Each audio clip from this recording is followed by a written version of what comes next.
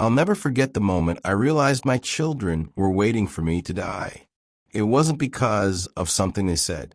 It was the way they looked at my house, as if they were already dividing it, room by room, as if the life still inside me was nothing more than a delay in their plans. But that moment came later. This story starts on a quiet Tennessee morning, the kind that should have brought peace, until a voice from the past revealed the truth I'd been avoiding. I was sitting at the edge of my bed when I heard Carol again, clear as the day she left this world. Don't let this house go, not unless they love it as much as we did. Her voice wasn't real, of course, just a memory replaying in a heart that still isn't ready to let her go. But it hit me like a warning, like she was trying to reach across time to tell me something I'd refused to see. This house, our house, wasn't just wood and nails. We built it ourselves in our 20s, sweating through summers, arguing over paint colors, laughing as we tripped over each other trying to make a home. Every corner carries her touch. Every creak in the floorboards carries a piece of our marriage. I promised her I'd protect it.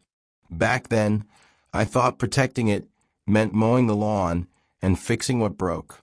I didn't know the real threat would come from inside my own bloodline. If you've ever felt torn between loyalty and survival, make sure you subscribe.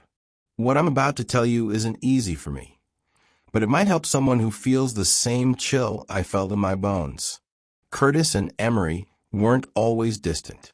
They used to climb the trees in the yard, chase the dog through the fields, beg me to push them on the old tire swing. They loved this place, or at least I believe they did. But something shifted, something subtle at first. The kind of shift you only notice when you stop trusting your own excuses. Curtis started walking around the property like he was surveying it for a buyer. Emery began slipping questions into conversations like needles, sharp-pointed, and always aiming at my future and my belongings. Dad, have you thought about what happens to the house? Do you ever get confused living alone out here? You should really put things in writing before it's too late.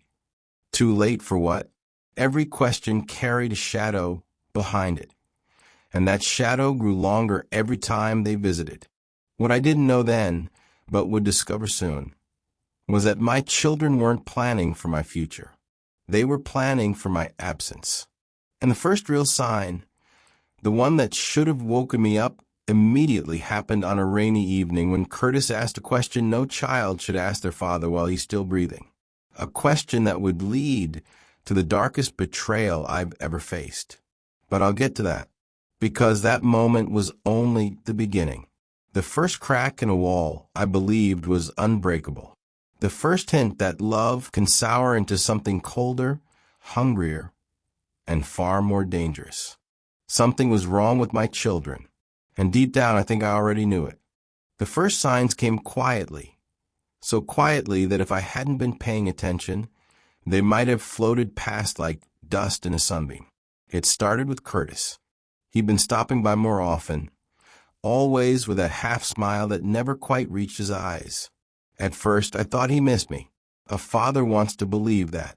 But the visits felt rehearsed, careful, as if he were walking through the house with invisible gloves on, touching nothing, studying everything. One Wednesday evening, he stood in the living room, turning slowly, as if measuring the place with his gaze. "Dad," he said, "how old is the foundation again?" The question was strange enough that I looked up from my cup of tea. "The foundation?" I repeated. "Yeah. And, did you ever get this place appraised?" "Like recently." There it was, the first crack. Small. Easy to ignore. But cracks widen. And if you're enjoying this story so far, go ahead and subscribe so you don't miss how deep this family trouble goes. Curtis tried to play casual, but I saw the way his eyes lingered on the walls, the hardwood floors, the framed photos of Carol beside the staircase. He wasn't admiring. He was calculating. I didn't say anything that night. A father doesn't want to assume the worst of his own children. So I told myself it was nothing. Then Emery started calling more often. My daughter has a tone she uses when she's about to discuss something serious. Warm at first, then wrapped in a softness that feels a little too careful. That's how she sounded when she asked how I was feeling, whether I was tired. The day everything cracked open didn't come with thunder or warning. It came with quiet and pain. It was early morning, the kind where the sky still holds onto a thin layer of gray. I got out to the porch to refill the bird feeder Carol loved so much. She used to talk to the birds like they were her neighbors. I still catch myself doing the same. But as I stepped down from the last stair, my foot slipped on a patch of dew-soaked wood. There was no time to grab the railing. The world spun, the sky vanished, and then a jolt of pain shot through my side, so sharp it stole my breath. The next thing I remember was lying on the porch, staring at the underside of the roof, telling myself to breathe. Little by little, the ache grew heavier. I tried to move, but my ribs screamed. My hip throbbed. I knew something wasn't right. I reached for my phone, fingers trembling, and dialed for help. If you're still with me, stick around. This part reveals who my kids really were. And if a story pulls you in, don't forget to subscribe so you never miss what families are capable of. The ambulance ride was a blur of sirens and cold air. At the hospital, everything became loud and bright. Beeping monitors, fast footsteps, nurses rushing. They ran scans, checked bones, asked questions I could barely answer. A fall at my age is no small thing. By afternoon, word had spread. The door to my room flew open, and Curtis rushed in like a man who'd been sprinting. Emery followed, her purse still hanging open, papers sticking out like she'd left in a hurry. For a heartbeat, I believed they were frightened for me. "Dad," Curtis said, leaning over me. "Are you awake? How bad is it? What did the doctor say?" But before I could even answer, he turned sharply, meeting the nurse halfway. "We need to know exactly what's wrong with him. What's the long-term situation? How long will recovery take? Not how is he feeling? Not is he in pain?" Just questions filled with urgency, but not the right kind. Emery stepped closer to my bed. "Dad, did they say anything about your mental state? Did you hit your head?" Her voice sounded tender, but her eyes darted around the room like she was scanning for something. "No, Emery," I said slowly. "I'm bruised, not confused." She gave a tiny smile, but it didn't reach her eyes. "Good, good. That's good." Curtis pulled a chair to the side of my bed and sat down, leaning forward. "Dad, we should talk about some things while you're here. It's a good time to get ahead of stuff." I blinked. "Ahead of what?" He cleared his throat. "Power of attorney, finances, home management, protection, you know? We just want to be prepared." Prepared. That word hung in the air like a storm cloud. "I'm not dying," I said. Curtis sighed, as if I were the difficult one. "Dad, no one's saying you're dying, but this fall proves something. You're vulnerable. You need someone to take over things so you don't end up confused or taken advantage of." Emery chimed in softly. "We just want to make sure everything is handled correctly. Your papers, your decisions, they need to be organized." "My decisions are organized," I said. She hesitated. "Well, maybe we should look at them together. For clarity." Clarity. Again with the words that pull the floor out from under a man. The rest of the afternoon was filled with the kind of hovering that doesn't feel like care. They whispered to each other when they thought I was half asleep. Curtis stepped out of the room twice to take phone calls he didn't bother hiding. Emery flipped through folders she had pulled from her bag. Documents she clearly brought intentionally. At one point she even asked, "Do you know where you keep your deed?" I realized I'm not sure, and it's important we're prepared in case. In case what? I snapped before I could stop myself. She froze. Curtis stepped in. Dad, please. We're trying to help. Help. Funny word when spoken with hands reaching not for you, but for what you have. If you're watching this and you've ever felt that sting, where love starts feeling like leverage, let me know in the comments. I know I'm not the only one who's lived it. By evening, they convinced a nurse to bring in a hospital caseworker. They stood behind her as she asked about my support system, my ability to manage affairs, my clarity of mind. Every question cut deeper. I answered each one plainly, firmly, without hesitation. And each time, I saw the small flickers of disappointment flash across my children's faces. They weren't waiting for me to heal. They were waiting for me to slip. Hours passed. Visiting time ended. Curtis and Emery stepped out to get food. But I didn't believe that for a moment. They'd been restless all day, pacing, whispering, checking their phones. Something else was going on. The room finally quieted. Machines hummed softly. The pain medication settled into my veins, making the edges of the world blur just a bit. I let my eyes close, but right as sleep crept in, voices drifted through the hallway. Familiar voices. Curtis, Emery. Their tones low, urgent. Need to get it signed before it's too late. My pulse thumped. The haze in my mind lifted. My blood went cold. Signed? Before it's too late? They weren't just circling the house anymore. They were coming for control. And they thought lying in that hospital bed meant I couldn't see the truth clearly. But I saw everything. And they had no idea what their greed was about to spark. The sky had turned that soft Tennessee gold you only get in late May when the sun dips low but refuses to let the day end. I was sitting in my recliner by the living room window, Jasper asleep at my feet, when I heard two vehicles pull into the driveway at the exact same time. That never happened. Curtis's 2014 Ford F. 150 rumbled in first, gravel spitting under the tires. A moment later, Emery's silver Honda Accord slid in behind him, quiet and deliberate. They parked so close their bumpers were almost touching. My stomach tightened. They walked up the porch steps, side by side. Same pace, same expression. Like they had already rehearsed whatever they were about to do. Curtis opened the door without knocking, as if the house he grew up in had already become his. Emery followed, holding a black folder tucked neatly under her arm. Dad, she said with a softness that felt rehearsed. We wanted to stop by and talk. Curtis closed the door behind them, locking it with a casual flick of his hand.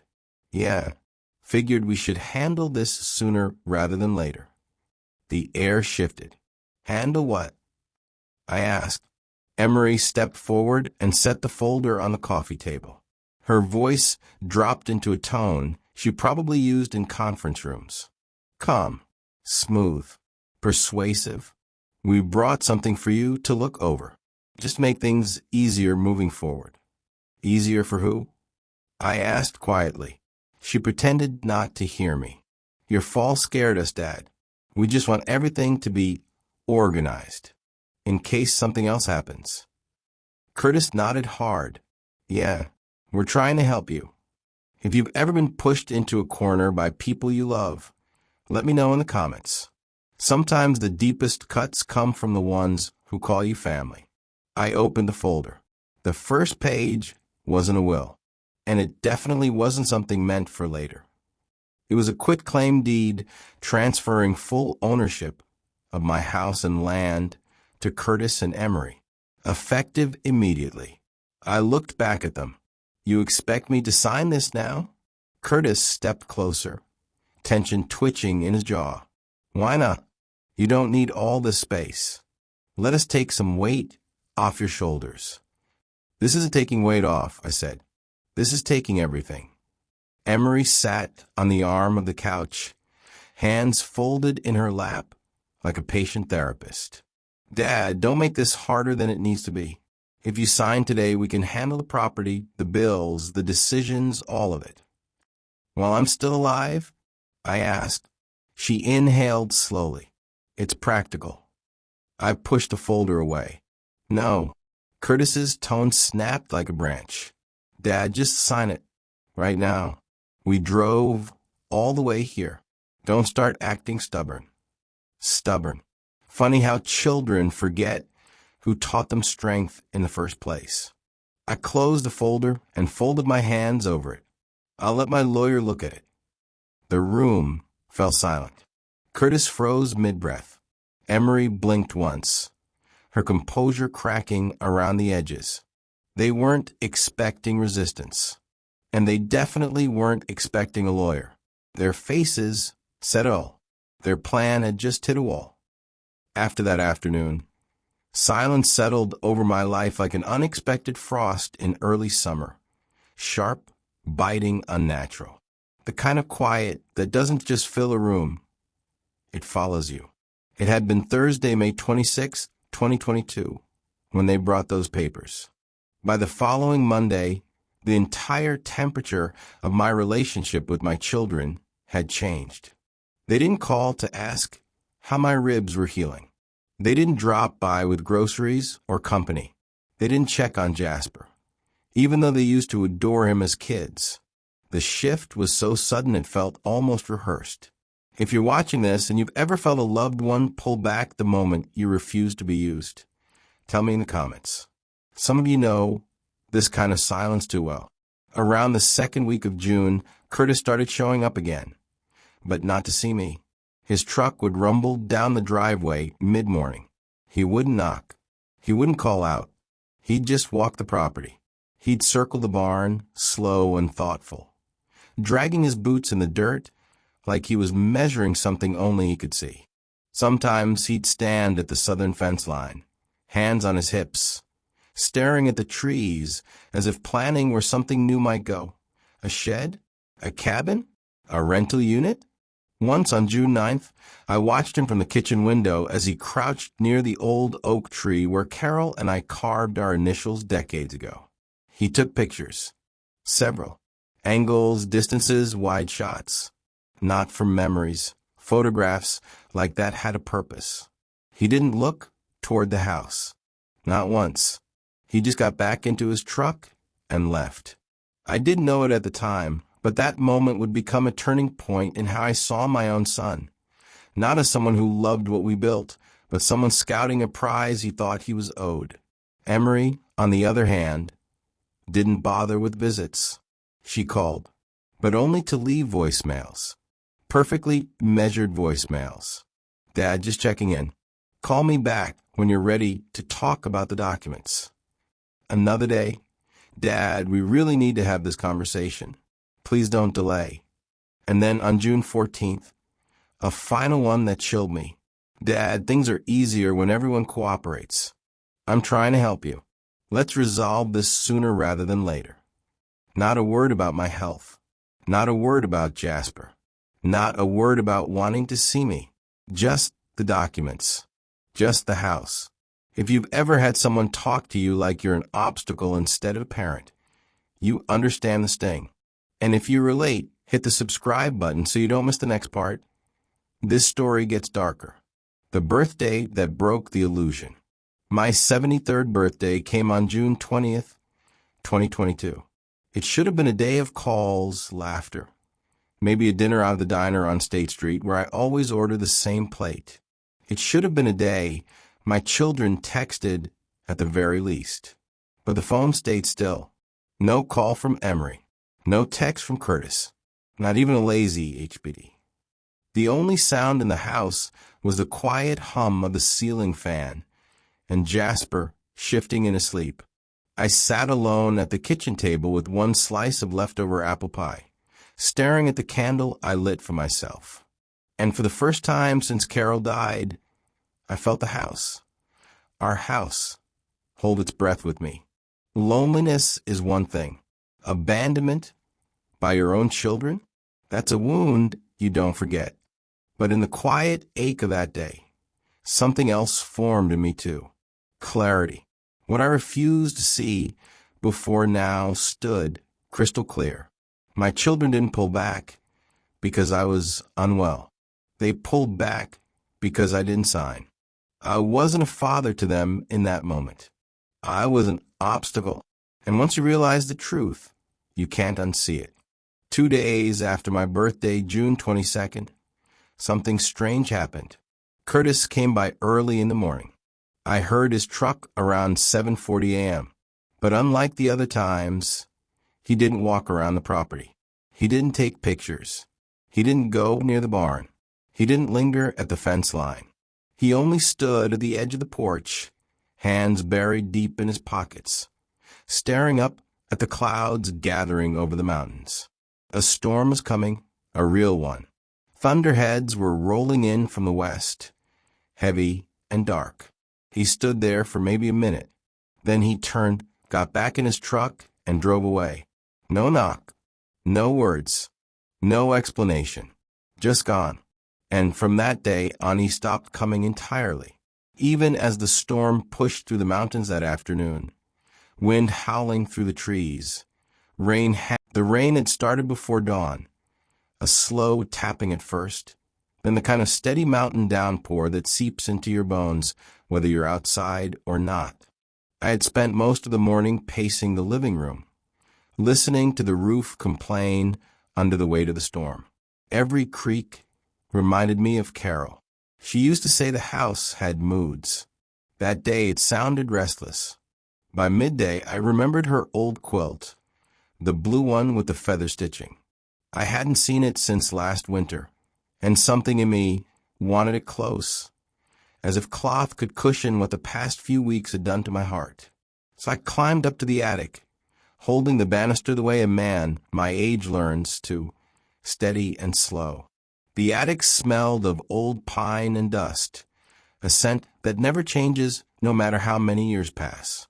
Rain pattered against the roof above, steady and relentless. I knelt near the far wall where Carol kept the storage bins.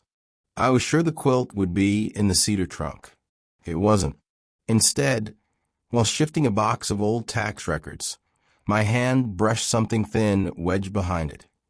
A large envelope unmarked, sealed but loose at the flap. I knew right away it wasn't mine. Carol had been meticulous. She labeled everything. My name on bills, dates on folders, color codes on boxes. She organized with purpose. This looked like something someone wanted hidden, not stored. I sat back on the old footstool and slid the papers out. The first page was an email printout, my son's name at the top. I blinked once, thinking maybe it was something he had left years ago. But the date jumped out immediately. October 6th, 2022, 3 weeks after my fall. The message was short, cold, and painfully clear. We'll need to move quickly. If we push assisted living as a safety issue, he'll have to agree. Once he's there, we can deal with the property transfer cleanly. I remember going still, not angry, not even surprised, just hollow, like someone had scraped something out of me I didn't realize was so vital. I kept reading. Another printout. My daughter this time. Curtis, don't make it complicated. He's too weak to argue. And the house is worth more than we thought. If we time it right, we'll both benefit. Benefit. They wrote about me like a ledger entry. I read every page, each one worse than the last. Discussions of controlling decisions managing my accounts. Even talk of splitting profits once the place was sold. There were notes on calling a real estate agent without telling me. Notes on touring assisted living facilities. Notes on strategies for how to frame it all, so I wouldn't make a scene. They were planning my removal as casually as if they were planning a shopping trip. Then I reached the final page. It was short, only one line. We'll move him out quietly. He won't fight us, not in his condition. I stared at the words until the rain faded into a distant roar, and the attic seemed too small to hold the weight When I reached the bottom of the attic stairs, I paused, gripping the railing. The house was quiet in the way only an old home can be, gentle, familiar, and painfully honest. I moved through the hallway with the envelope tucked under my arm, each step an echo of memories I hadn't meant to revisit. The living room still held the chair where Carol used to sit. Her knitting basket was tucked in the corner exactly where she left it. I found myself standing there longer than I intended, staring at it like her hands might appear any second and finish the row she never got to. I remembered the night she made me promise, 2 days before she passed. She reached for my face with those trembling fingers and whispered, "Don't let them take this place from you, Harlan. This is our story. Don't let it end in their hands." Back then I thought she was afraid because she was dying. But now, with the envelope heavy against my ribs, I realized she had seen something I refused to see. I walked into the kitchen. The floorboards creaked under me, a familiar groan that felt almost comforting. I touched the frame of the doorway where we marked the kids' heights year after year.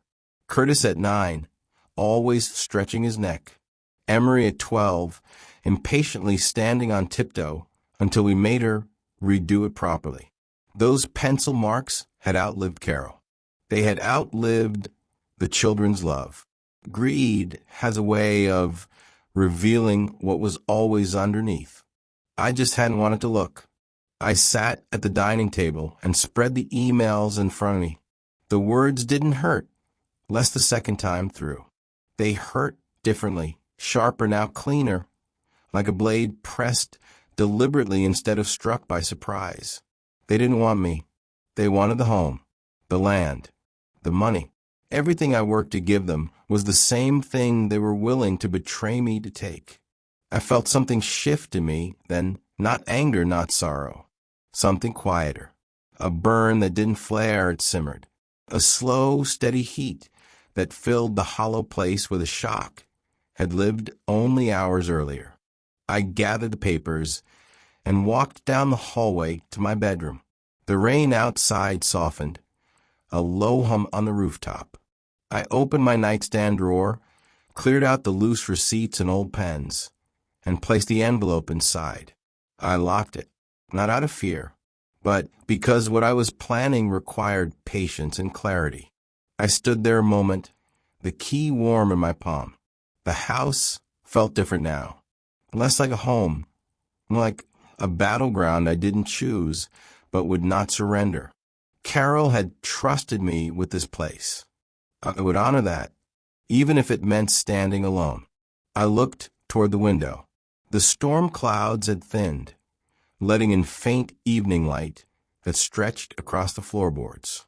It felt like the house was watching me, waiting. "They'll come back," I whispered, more to the walls than to myself. "And when they do, I'll be ready."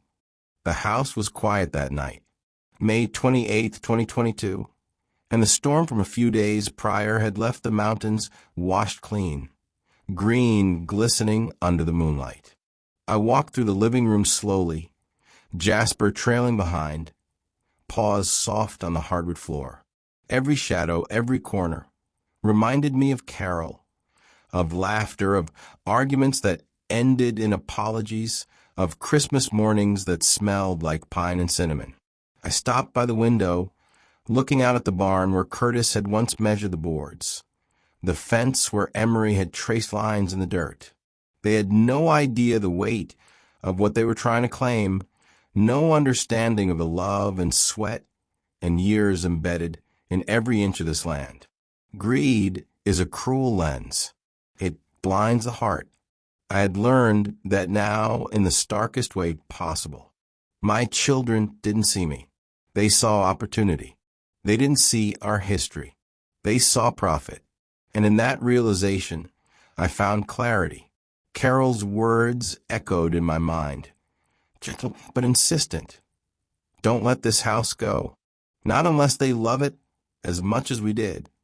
That was my North Star, my guidepost, my unbroken promise.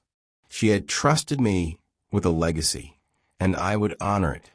I would protect it, I would make sure that anyone who tried to take it for greed alone would face the weight of their choices. I sat in my recliner, hands on the envelope I had found in the attic, heart steady. I thought about all the years, the holidays, the quiet mornings with coffee, and the sunrise over the mountains, the night's carol, and I stayed up talking until the moon was high. This house was more than wood and nails. It was memory, it was love, it was a testament to what endures. And no fleeting hunger for money could erase that. I ran my fingers along the edges of the envelope, feeling the papers inside, the emails, the proof, the cold, calculating plan my own children had laid. Anger could have consumed me. Yes. Rage could have driven me into a hasty response. But I had learned something in the silence and the betrayal. Strength comes from patience. Power comes from knowing the right moment to act. A slow smile tugged at the corners of my mouth. Not of joy, but of inevitability. I knew what I had to do, and I also knew they would never see it coming. Not Curtis, not Emery. They thought they had the game figured out. They didn't even understand the board yet. I picked up the phone from a side table. Fingers steady, pulse calm. I dialed a number that neither of them would ever suspect. Someone capable. Someone who could help me turn the tide. The line rang, and in that ringing, I felt the weight of promise, of history, of love, and the sharp edge of justice waiting to land. They'll come back, I whispered to myself, voice low, almost reverent. And when they do, they'll learn exactly what happens when greed crosses the line. If you're watching this unfold and want to see how Harlan's plan shakes the very foundation of his children's scheme, hit subscribe and leave a comment with what you think he'll do first. This story is far from over.